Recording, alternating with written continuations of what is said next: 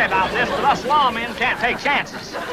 But Barney, I'm your mother. He's everyone's favorite cop on the beat. Roger, out and under. And I was just 5 years old looking over there thinking that was just one of the weirdest things I'd ever seen. A nervous, reluctant astronaut, the shakiest gun in the West.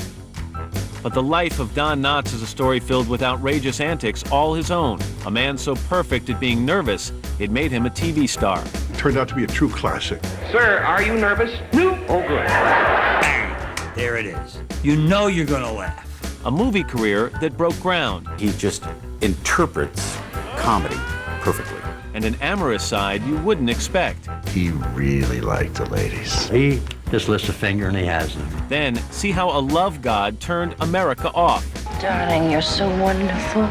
His painful struggle with a debilitating disease and triumphant return to the small screen. In this hour, the bittersweet life of a TV legend, Don Knotts.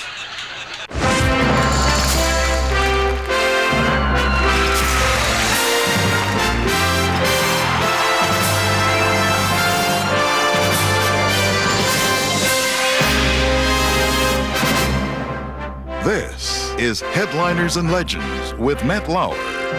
Hi, everyone, and welcome to Headliners and Legends. It's said the secret of longevity is not only talent, but the ability to disarm an audience. That's something Don Knotts has been doing for more than 4 decades. He inhabits the TV universe like an eternal comic spirit. Few actors can boast so many memorable roles. For Don Knotts, even during a traumatic childhood, the comedy chemistry was always there. TV repair. TV repair? Yeah, TV busted. The TV repairman from Pleasantville has been coming into our living rooms for 3 generations. Sir, are you nervous? No. Oh, good. As the nervous man in the 1950s on The Steve Allen Show. As Mr. Furley in the 1980s on Three's Company. And most of all, as Mayberry's Barney Fife. All right, everybody off the streets. Everybody off the streets. There's gonna be trouble. Don Knotts not only played one of TV's most beloved characters of all time, he invented him. Nip it! Nip it in the bud! He has appeared on reruns every day of the week for 30 years. A hapless everyman of such irrepressible authenticity that it is hard to imagine that the Andy Griffith Show could have ever launched without him. But behind the bumbling persona that seems so natural is a man whose perfectionism has exacted a considerable toll, affecting both his personal relationships and his health. A dream come true, huh? Don Knotts' journey into show business begins on a farm near the coal mines of West Virginia, back in a time when things couldn't have looked less promising. In the summer of 1924, 5 years before the Great Depression, the household of William and Elsie Knotts is already spiraling downward. They have 3 older boys, and Don is on the way. But William's health has been deteriorating. He suffers a nervous breakdown, and a month before Elsie gives birth to Don, on July 21st, the family loses their farm. They are forced to move to nearby Morgantown. They were really struggling for survival the whole time. My grandfather was very ill. He was bedridden. So it was up to my grandmother to pretty much pull this off. In town, Don's mother leases a large house and rents out rooms to boarders. It is not an easy living. Don's brothers, almost a generation older than he is, find work when they can. Young Don and his mother form a close relationship. Together, they escape the hard realities of life. He kind of filled a void in her life. He would follow her around the house and they had a very close bond. And they liked to do things together. They went to movies. Talking pictures were just coming in. I remember people saying, "Have you seen the new talkies?" I became fascinated with movies and developed a great admiration for the comics like Laurel and Hardy. I thought they were great. I just thought it was a wonderful world. I just loved it. Don delights his mother with impromptu imitations of Laurel and Hardy. But even more than the great film comedians, Don's big brother Shadow is his greatest comedic influence. Shadow is afflicted with a serious asthma condition and copes with his illness by entertaining the family with his irreverent sense of humor. My brother Shadow was a very, very funny man. And I think it was probably because of him that I really got interested in comedy myself. Don also idolizes famed ventriloquist Edgar Bergen. Frogs? No. You saw waves. Now don't tell me what I saw. If they weren't frogs, I hope they're croaked. In junior high, he buys his own dummy, and it turns out to be the perfect companion for the shy young man who develops his own brand of vaudeville humor. I'm so mad I could spit money. There's $1. There's your change. Well, he did the dummy act for the first time that I remember in the 7th grade. And it was really hilarious. It was nice that he had that dummy because being a shy person, you can hide behind the dummy because you're playing straight to a dummy that's really getting the laughs, not you. Don is 14 years old when his father dies of pneumonia. The family mourns his loss deeply, but they are also relieved from the burden of caring for an invalid. With the pressures at home easing, Don blossoms in high school. He writes a humor column for the school paper, creates sketches for plays, and is elected senior class president. The once retiring boy is on firm ground. But his sense of stability is suddenly destroyed. Don's big brother Shadow is again stricken with an asthma attack, but this time no one can help him. Without warning, Don gets the news. His beloved mentor has died. It was an earth-shattering experience. His greatest role model of his life was Shadow. I think maybe at that point was when my dad began to become more his own self, because then he knew that, it was up to him to carry the family humor forward. After graduating, a few months later, Don decides to leave Morgantown. With him, he takes his sense of humor, his dummy, and a dream that will drive him for the next 4 decades. He wants to be in show business, so he heads for New York. And he probably got off the train and walked to the first advertising agency, knocked on the door, and the guy said, "He's here. The ventriloquist from Morgantown is here." "Yes, sir, Mr. Knotts, come right in. Would you like with your coffee?" And so he went for an audition, and the casting director was just totally shut him down, told him, "You better go back home and go to school, kid," that kind of thing. "You're never gonna make it." I came to New York to bring it to its knees, but I went home on my knees. Don boards a bus and heads back to Morgantown, West Virginia, devastated by his failure. This was possibly the worst period of his whole life, thinking that he wasn't good enough to make it. And he came back home, got a job plucking chickens, and just enrolled in the university. And that first year in the university, he was utterly the silent, non-existent person. He was so shut down by the experience. Coming up, the shy ventriloquist finds his own voice and television fame on The Steve Allen Show. B, C, D, E, F, G, H, I.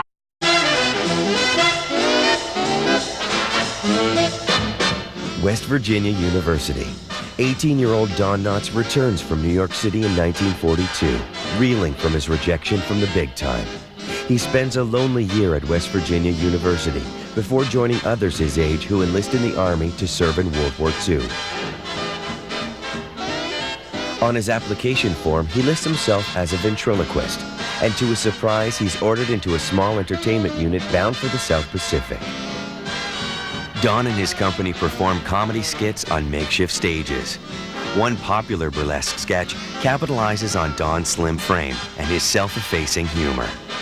Don Knotts was like a very weak and skinny Frank Sinatra. And so they'd open the curtains and had Don Knotts, a pair of briefs, colored pink or something like that, and a bra, of course, not stuffed or anything. And it was one of the biggest laughs in the show. But usually, Don does his ventriloquist act, which the troops love, but he grows tired of.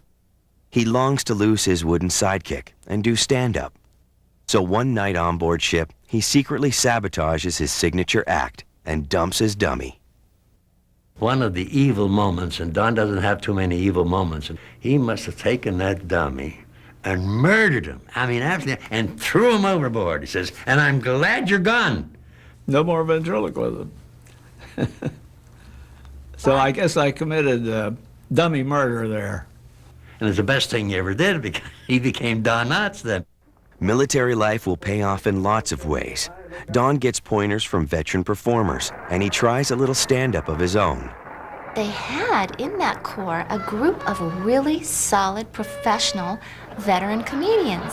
And this was my dad's formal education and training in comedy. I mean, he learned everything.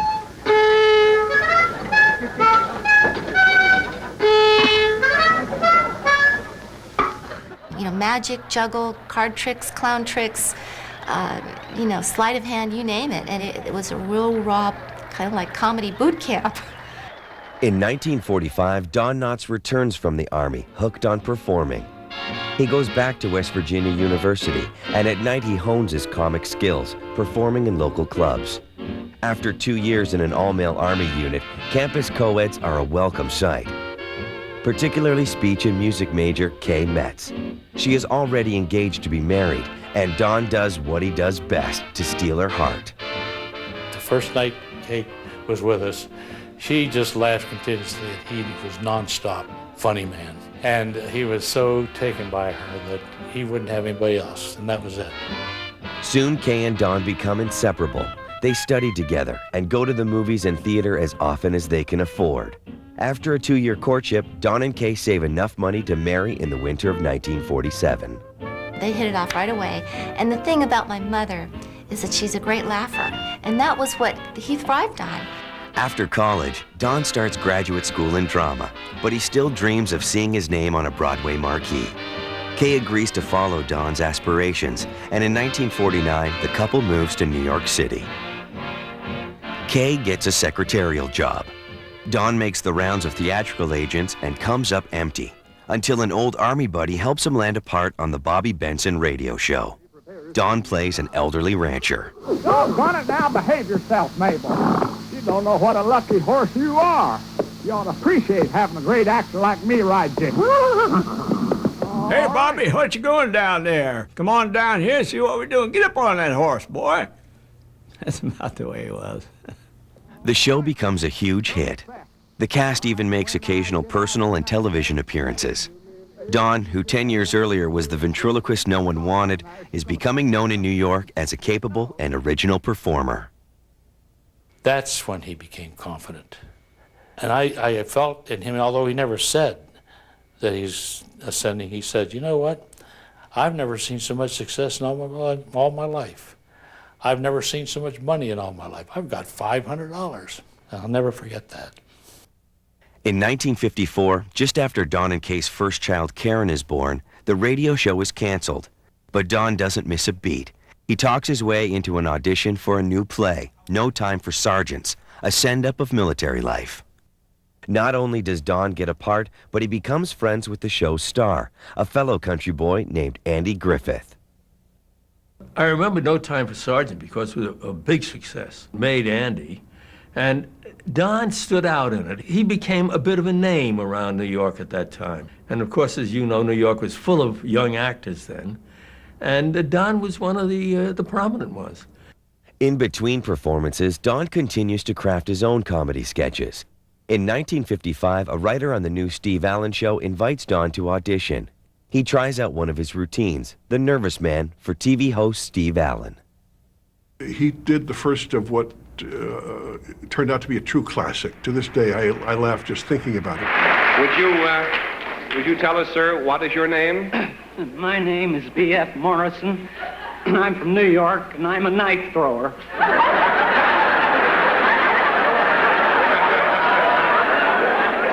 Retired. B.F. Morrison. Tell me, sir, what does the B.F. stand for? Butterfingers. He brings $1 million look. Sir, are you nervous? No. Oh, good. Bang! There it is. You see it, and you're ready to laugh. You know you're going to laugh. Well, I don't like New York City with its noises and traffic and the big buildings and the crowds. I can't get used to it. Oh, that's too bad. Where do you come from, sir? Chicago. Steve Allen hires Don as part of his core group of comedians, along with Louis Nye and Tom Poston. Don collaborates with the writers and creates a series of nervous characters that the audience adores. Our entertainment editor, Wally Wilson. Good evening. Now, the leading lady. Oh, yes, that's with my wife, Jane Meadows. Jane Meadows is your wife? That's right. What did you think of her play? And we played to a house of about 3,000. So when they laughed, you felt it. My laboratory has finally done it. We finally come up with it. The perfect tranquilizing pill. Just a small thing there. See, but He had such wonderful little nuances. He was holding a pill. It was a calming pill. But before he took it, he looked at it. He gave it like what an eagle might give a mouse, you know, from 2,000 feet, and then swooped on it. I thought, that is so incredible how he does that. And I got elected to a service club president in my junior high school by some guy nominated me as a joke. And I just did the nervous guy, and I got up there and I said, well, if I'm elected, I would be powerful, and I'd have everything under control. You know, and I did Don, and I got elected. I never told Don that, but Don, thank you. In 1959, The Steve Allen Show heads west from New York to Los Angeles, the budding television capital. The Knotts family, including new son Tom, moved to Hollywood and thrive in their new surroundings. After living in a cramped New York apartment, they enjoy the adventure of a large house with a backyard pool. And the nervous man's following grows. He continues to bring down the house and keeps co-stars like Zsa Zsa Gabor in stitches. There is one thing, though. Yes. Thanks for walking me home. He was totally serious. It sounds funny to say that he was serious about being funny, but that's how I interpret his style. He was a little less given to fraternity house horsing around on the set than I was, or the rest of the gang. Don was very much the mucilage.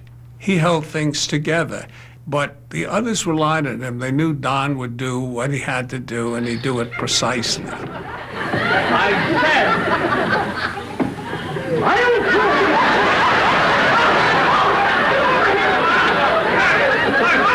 right in the King Kong's navel. But as more attention is focused on Don, he feels under increasing pressure to be funny, to hit the high mark every Sunday night. This would Yes, put the little thing down. Where? The demands start taking a physical toll. He would get terrible headaches that, you know, wouldn't go away until after the show was done. Because now he was in a fishbowl and the pressure was really on to be funny. Whereas before, nobody really knew about his great gift. Now he had the gift and everybody was expecting him to be funny. Now the pressure takes a different form. The Steve Allen Show is canceled, and Don Knotts, father of two, is out of work. But then comes a lucky break. The Danny Thomas Show. He happens to catch this episode of The Danny Thomas Show. It is here that America first meets the Sheriff of Mayberry, played by Don's good friend, Andy Griffith. Kelly, you picked on the wrong guy this time, Clem. Name ain't Clem, it's Andy. Andy Taylor. Don discovers that this show is a pilot for a new series starring Griffith. Lightning strikes. So I thought, boy, he needs a deputy. So I called him in New York the next day and suggested that he'd have a deputy and that I be it. What changed the face of that show was I had a little thin humpback friend named Don Knotts who called me and said he would like to be in that show. And Andy said, hey, that's a hell of an idea. Thus is born Barney Fife. Coming up, while America falls in love with Barney Fife, Don Knotts struggles with being typecast.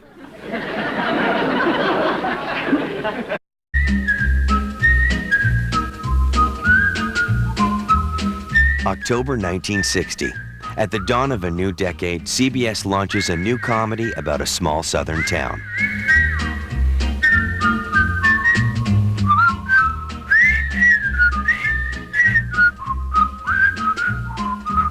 Mayberry will become as familiar to millions of Americans as their own towns.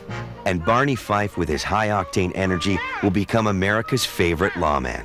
And I'm watching, and Andy and this real skinny guy are doing a scene. Biggest thing ever happened in Mayberry. Real big. Big. Big, big. Well, now, just simmer down, Barney. What is it? And he's just so nervous, and he's bumbling around, and I was looking at it, and for a while I couldn't tell whether the actor was just really nervous and wrecking the scene, or whether it was funny. Roger, out and under. And I was just 5 years old looking over there thinking that was just one of the weirdest things I'd ever seen. And as I began to hear the words and watch it a little bit, I decided that it was funny. Don's performance instantly strikes a nerve. His Barney is full of bluster, but his humanity springs from his vulnerability. Like most folks, he is often frightened, yet somehow he blunders forward. He is intense, yet inept, passionate about fighting crime in a town that is always peaceful. Now, Emma, I've seen you do it. Now, I've seen you do it, and don't tell me you didn't do it, and don't think you're going to get away with that kind of stuff on my beat. Because when you commit a crime in this town, you pay for it. And I'm the one that sees to it you pay for it, because that's my duty. But, Barney, I always cross Maple in the middle of the block. Emma, that's jaywalking. Don Knotts doesn't just play Barney Fife, he invents him. You just step right over here. You got to be booked and fingerprinted. Come on now. Even more than the show's writers. He just took off with that character, and the writers took from that. So it was Don who fed the writers rather than the other way around. Because once he gave us the key, he made it so easy. I could hear outside his door him reading his lines, and when he would first start reading the lines, they would sound sort of cold and wooden, not like Barney Fife at all. And as he would do it over and over, then it would start to sound, and you could feel that character coming to life, until he had a total character that was as real as anyone on the planet. It was Barney Fife. It lived. Stand erect, man. Posture. Come on. Chin in. Chest out. Hips forward. Suck in that gut.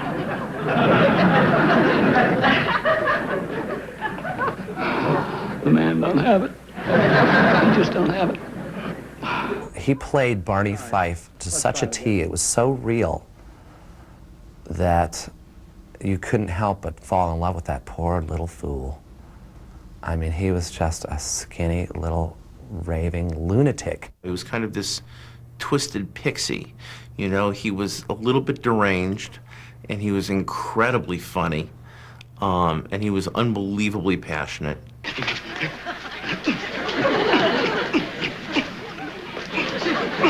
Barney is wholly Don Knotts' creation.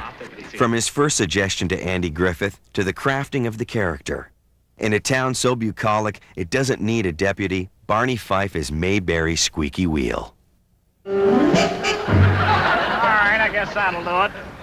Be sure and say hello to the little woman, Mayor. I'm sorry about this, but us lawmen can't take chances. But Barney, I'm your mother. It's a perfect little pristine place that he chafes against a little bit, and that's where the comedy comes from, and that's what a lot of people don't necessarily realize about it. He's a little smudge in the Norman Rockwell painting. The bravado and the ineptitude are just a hilarious combination. And what he's able to give it, is this incredible humanity. He is the everyman of our hopes and insecurities. Still ahead, Don Knotts' Odyssey, from Barney Fife to Ralph Furley, and the heartache in between.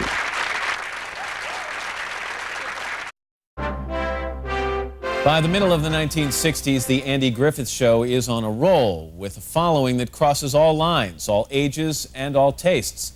The town of Mayberry is now television's sleepy slice of Americana, and viewers love its overeager, overexcitable, underweight deputy sheriff. Hi, and 1, 2. You want to let loose? Well, is that all there is to it? No, you did something wrong. Well, I still got the knife. I know, but you did something wrong. Let me look. For Don Knotts, his success is everything he imagined. Oh, I'm sorry. But there is a price. His relationship with his wife of 18 years is in trouble. But the one relationship that is working in his life is with Andy Griffith. Critics agree it's a perfect marriage. You saw these two guys, real buddies, good friends, off camera and on camera. Sure. And that's why it worked, really. Constitution of the United States.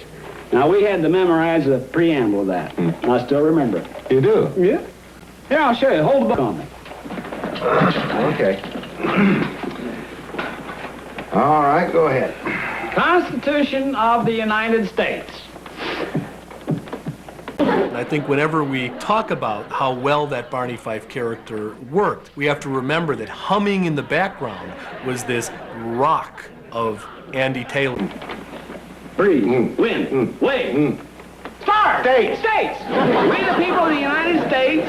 The chemistry on screen between Andy Griffith and Don Knotts was absolutely perfect. To form a more perfect you. Union. And they were so believable. They were sort of a higher class Laurel and Hardy. Bleh. Don's contribution to the Andy Griffith Show is enormous. Both on the set and in the writer's room, he and Andy are partners. Just. Establish just, Justice. Establish justice. And if he had an idea, and he had many, and they were good, he would lean into Andy and say, you think this might work? And very quietly. And he'd come up with some brilliant notion, a couple of which became classics. And secure the blessings of liberty to ourselves and our posterity to ordain and establish this Constitution for the United States of America. You want to run through that again, or do you think you got it? I got it. And it was brilliant, and it was hysterical. And usually, when those bits were over, Andy would, a roar of laughter that he'd been holding in all that time. You get a line and I'll get a pole, honey. But the world that Barney and Mayberry's characters live in couldn't be more different than America in the 1960s. Draw that hole, honey, baby mine. The images that enter the nation's living rooms on the evening news stand in stark contrast to what comes on at 9 o'clock. Mainstream America finds safe haven in Mayberry. It's a very warm, seductive, pleasant, beautiful memory. It's sort of about our better selves and about the way we fantasize about small-town America.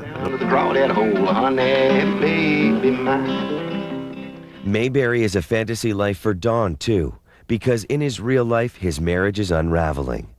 The demands of filming 10 hours a day keep Don from his family, and over time, he and Kay begin to drift apart. They separate in 1965 and divorce 4 years later. The couple from West Virginia fails to survive the pressures of Hollywood. Still ahead, Don Knotts leaves it all behind, including Barney and Andy, for a career on the big screen. Plus the blind date that changes his life. You get a line and I'll get a pole. We'll go down to the draw that hole, honey, baby.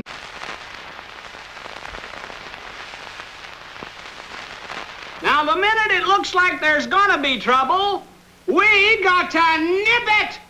Nip it in the bud! Nip it! Let's hear it! Nip it! In its 5th season, The Andy Griffith Show, also starring Don Knotts, is as popular as ever, consistently in TV's top 10. The nominees for Outstanding Performance in the Supporting Role by an Actor are... For his performance as Barney Fife, Don is a perennial Emmy nominee. ABC. And the winner is, thank you, Don Knotts.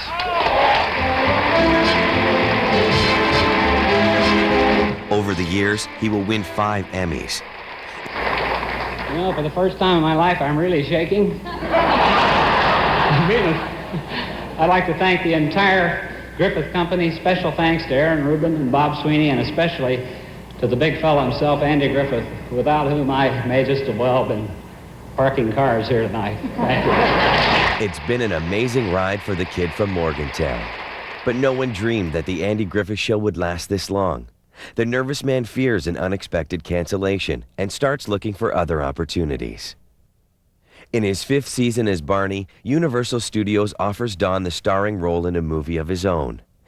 In 1965, he stuns everyone by leaving the Andy Griffith Show, though he agrees to return for guest appearances. It was very difficult to leave the show because it had been such a wonderful experience. I wondered if I'd ever have that much fun again. And in fact, I never did. But at the time, the movies present a whole new challenge. In his first film, The Incredible Mr. Limpet, Don plays a man who turns into an animated fish and helps the Allies sink German U-boats. It's only a modest success, but it's enough for Universal to sign Don to a lucrative 5-picture contract. It's welcome news to a man supporting 2 households. By 1967, Don is legally separated, and his daughter Karen has come to live with him. Son Tom lives with his estranged wife Kay in Northern California. Happily, the movie work keeps coming, but it all calls for him to play a version of Barney.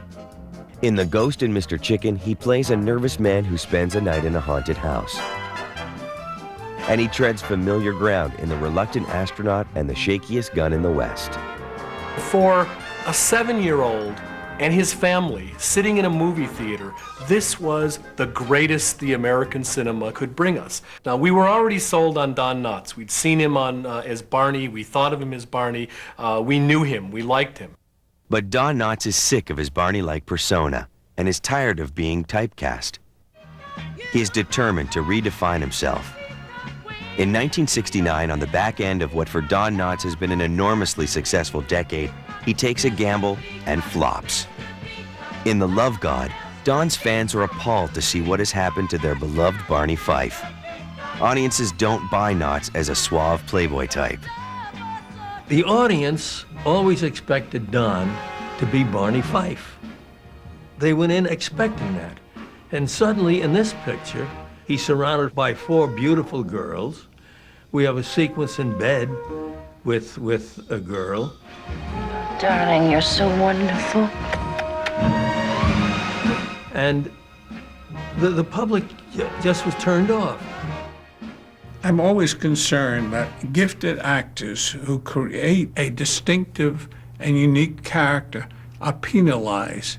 I have a feeling he would have been tremendously effective in straight drama, but he would have had to overcome Barney and the nervous man on the Ellen Show. The past would be always present. The audience embraces that character and says, no, we love that. Don't change that. Whatever you do, I want to hold that dear and precious, and I don't want it to change. And they resent it when it changes. I just wish that as time went on, I had landed some other parts. But I think once you become indelible in their thinking about some character you've done, it's very hard to get them to try anything else at all, ever. Recovering from The Love God will take some time. For a while, it seems he'll never reach the heights that Barney Fife took him to.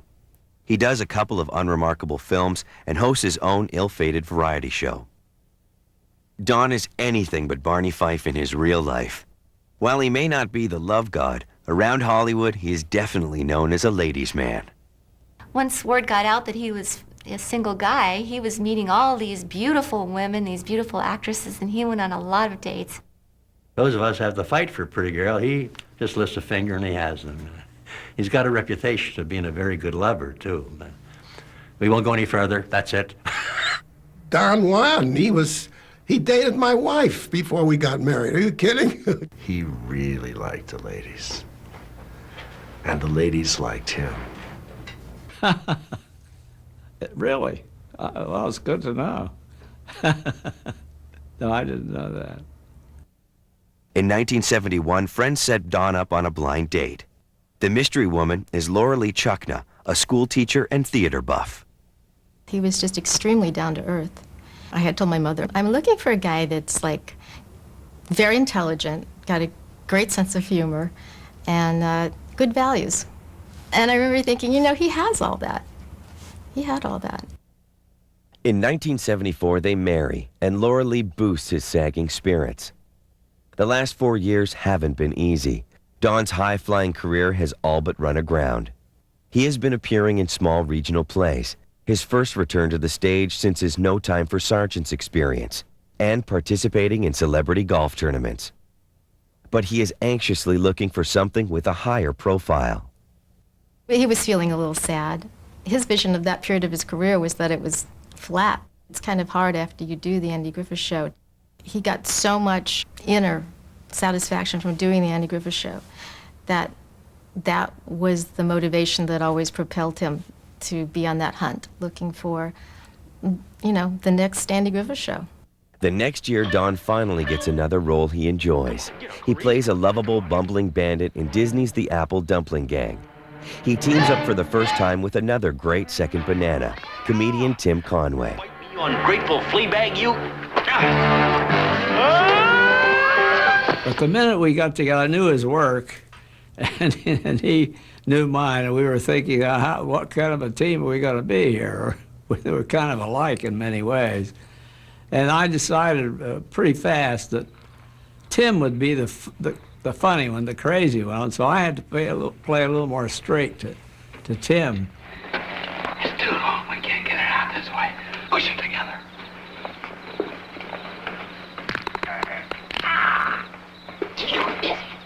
He was kind of in charge, but even in being in charge on the Apple Dumpling Gang, it was a comedic being in charge. He does exactly what should be done with nobody ever saying, this is what I think. He just interprets comedy perfectly. The film becomes a huge family hit for Disney. Coming through. But Don is about to land a new part and return to his first love, television. In the late 70s, the sitcom Three's Company has been a top 10 hit for ABC. But when two of the regulars leave the show, the producers ask 55-year-old Don Knotts to step in. He was excited when he got the job because, you know, now here he was. He was back on a hit show. Don plays Mr. Furley, the new landlord, a 70s-style swinging bachelor. I better not look too long. I may fall in love. So you see Mr. Furley, and you expect a doting old man. And, where's the rent, ladies? But what you get is a machismo, stud. Listen, when you get here, I want you to be all puckered up and ready to go. Because I don't want to waste time looking all over your face for lips. He had a swinging bachelor pad, and fur couches. All the stuff, all the material stuff. He got all this money, now he's a swinging landlord. Hi, Mr. Furley. Bon journey. Are you feeling all right? Fit as a pizza. Still ahead, his fans are laughing, but they are unaware that Don faces a medical crisis. Yeah, but she doesn't speak much English. Will you know what to say? Did Romeo know what to say to Cleopatra?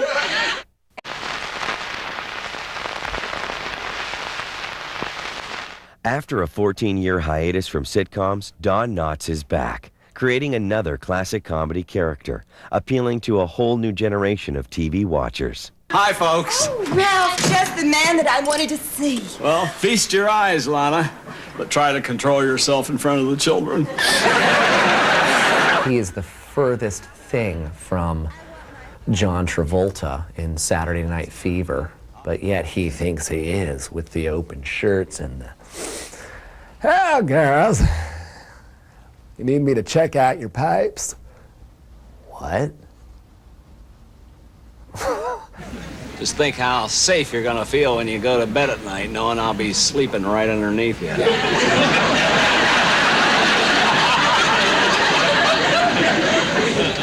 What?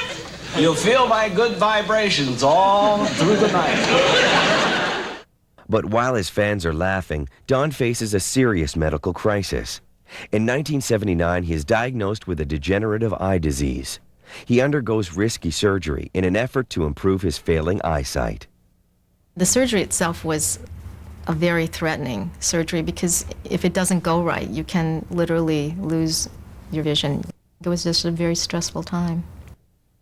The surgery saves Don's vision, but it continues to be painful for him to work under the bright stage lights. But Don carries on, impressing the much younger cast with his energy and professionalism. You talk about a trooper. Boy, he didn't lose that energy at all, even with that tough time. And that energy rubbed off onto the rest of the performance, too. It worked both ways. It was like taking a comedy class every time you're working with him. He was just a joy. Always there, always reliable to not only do the bit, but to add much more to the day. We're trying to get you out of here. What?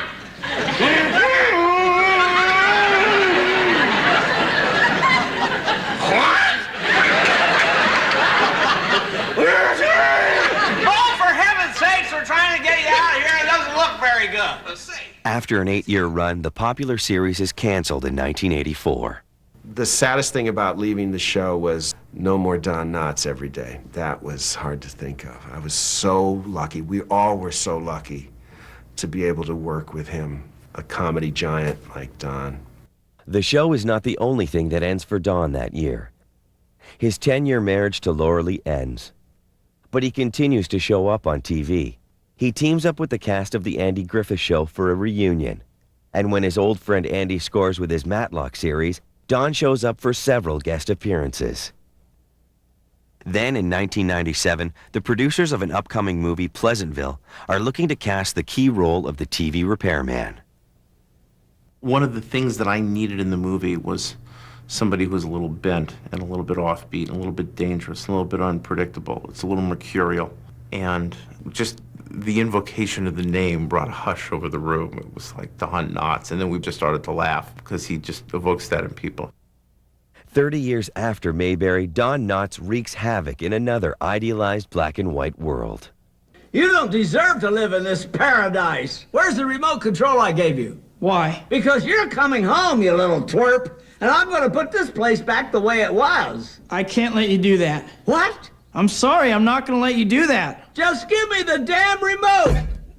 I'm gonna go now. Don Knotts has come full circle in homage to his own legend. We're going to make everybody happy again. There's Crandon, there's Norton, there's Lucy, and there's Fife.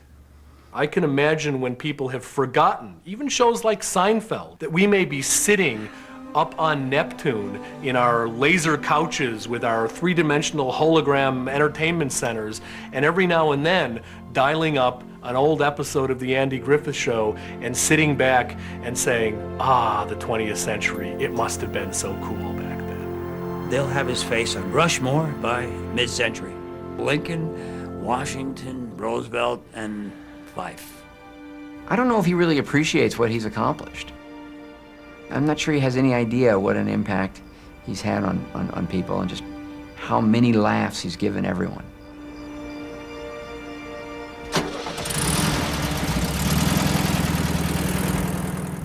Not bad for a man who's never weighed more than 125 pounds soaking wet. When Don Knotts was awarded his own star on the Hollywood Walk of Fame, he accepted the honor in typical homespun style. "I'm going to come down here every morning," he said, "and shine this sucker up." I'm Matt Lauer. Thanks for watching.